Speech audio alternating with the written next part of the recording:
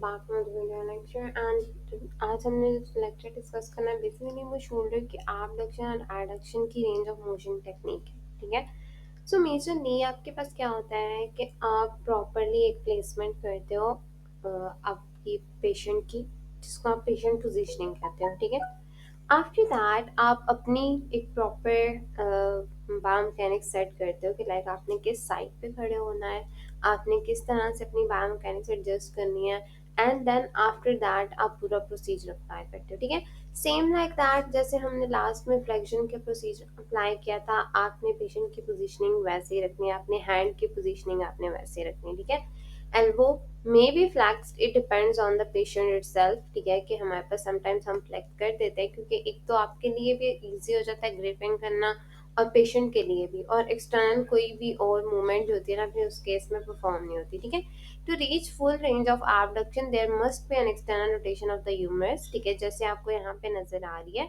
And with that upward rotation of the scapula. ठीक है, अब क्या होता है कि मैं आपको बताती हूँ क्या क्या होता है। ठीक है, एबडक्शन जब आप परफॉर्म कराते हो ना, आपको पेशेंट की पोजीशनिंग यहाँ पे नजर आ रही है पिक्चर में। ठीक है, इजीली अब अगर आपको आइडिया हो रहा हो कि मैं किस इस यहाँ पे बात करूँ, अब यहाँ पे देखो पेशेंट बिल्कुल ना आपके पास यहाँ पे एज पे है। ठीक है, टेबल के एज पे है या बेड के एज पे है, सो दैट मीन्स कि जो पेशेंट की एबडक्शन यहाँ पे परफॉर्म हो रही है। ठीक है, हम सिंपल सी बात जो हम डिस्कस करेंगे, पेशेंट की पोजीशनिंग जो है वो बिल्कुल एज पे डिस्कस कर रहे हैं। ठीक है, तो अब आपकी थेरेपिस्ट की हैंड की प्लेसमेंट, एक तो थेरेपिस्ट ने उस सेम साइड पे खड़ा होना है, विद दैट आपकी ना थोड़ी सी बॉडी की मैकेनिक्स ऐसे होनी चाहिए कि आपके फीट थोड़े से अपार्ट होने चाहिए। ठीक है, विद दैट आपकी बैलेंसिंग पोजीशन होनी चाहिए। ठीक है, अभी तो आप रेंज ऑफ मोशन एक्सरसाइज करवा रहे हो, लेकिन समटाइम जब स्ट्रेचिंग या ट्रैक्शन वगैरह या आपको मोबिलाइजेशन की तरफ जाना पड़ता है, तो उन केसेस में आपकी बायोमैकेनिक्स बहुत ज़्यादा डिस्टर्ब होती है। होती तो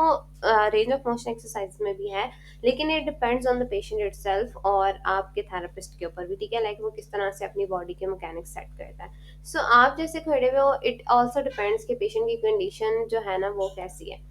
तो अब आप जैसे पोजीशनिंग आपकी आई, ठीक है, अब एक हैंड के आपके प्लेसमेंट कैसे है कि एक एल्बो के नीचे है, second one was on the wrist. ठीक है, जैसे हमने उसमें भी आपके पाम साइड को बेसिकली वहां पे आपने बैक साइड से कैसे पकड़ा हुआ था पाम को, विद दैट आपने यहाँ पे भी ऐसे ही ग्रिपिंग करनी है। आपको यहाँ पे नजर आ रही है, आपका थंब जो होगा वो अपवर्ड ऊपर होगा। ठीक है, एंड आपकी जो फिंगर्स होंगी वो डाउनवर्ड होगी, like back side of the hand की साइड पे होंगी। ठीक है, और रिस्ट की आपने ग्रिप रखनी है साथ। ठीक है, और पाम की भी।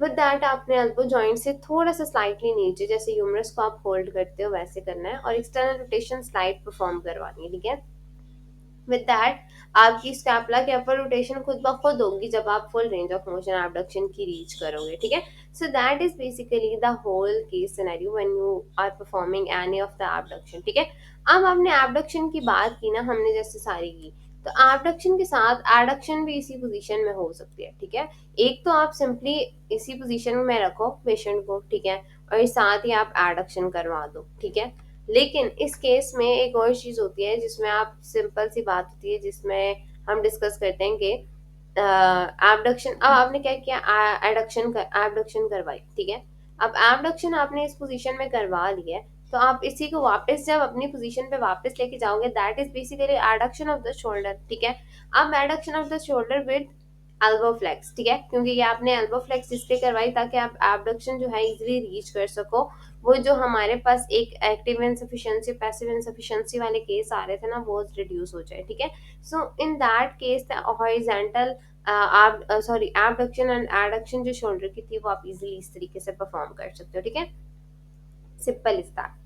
So thanks for watching. बाकी हम इंटरनल रोटेशन को और एक्सटर्नल रोटेशन को नेक्स्ट लेक्चर में डिस्कस करेंगे। Thanks for watching. अगर कोई चीज़ समझनी तो कमेंट सेक्शन में आप पूछ सकते हो, और क्योंकि मैं आप लोगों के लिए इजी करने के लिए हर एक को अलग अलग डिस्कस कर रही हूँ, ताकि हम वीडियोस को शॉर्ट रखें और आपके लिए ईजी हो जाए गाइडेंस लेना। ठीक है, सो मेजरली आपने जो साइड वीडियो में देखा कि पेशेंट एज पे, ठीक है, पेशेंट की पोजीशनिंग एबडक्शन पोजीशन में ही है। ठीक है, लेकिन कंप्लीट नहीं है।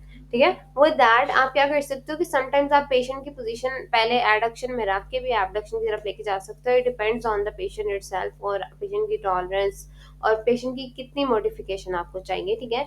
और आप अवेलेबल रेंज तक आप पेशेंट की मूवमेंट करवाते हो, ठीक है, जहां तक पेशेंट इजीली परफॉर्म कर सकता है। पैसिव रेंज ऑफ मोशन आप करवा के पेशेंट की वापस लेके आते हो। इसी तरह से पेशेंट जब एक्टिवली परफॉर्म करना चाहते हैं तो आप उसको गाइड करते हो कि इसने कैसे परफॉर्म करनी है और डिमॉन्स्ट्रेट करो, तो वो आपको करके दिखाएंगे। विद दैट एक्टिव असिस्टेंट में हो सकता है पेशेंट ने अगर यहाँ तक परफॉर्म इजीली कर लिया और उसको असिस्टेंस की जरूरत पड़ रही है तो आप उससे ज्यादा आगे असिस्टेंस दे सकते हो।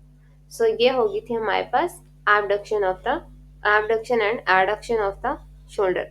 ठीक है, हम नेक्स्ट लेक्चर में internal rotation, internal and external rotation को डिस्कस करेंगे। Thanks for watching. अगर कोई चीज़ समझ नहीं है तो कमेंट सेक्शन में आप पूछ सकते हो। और बाकी हमने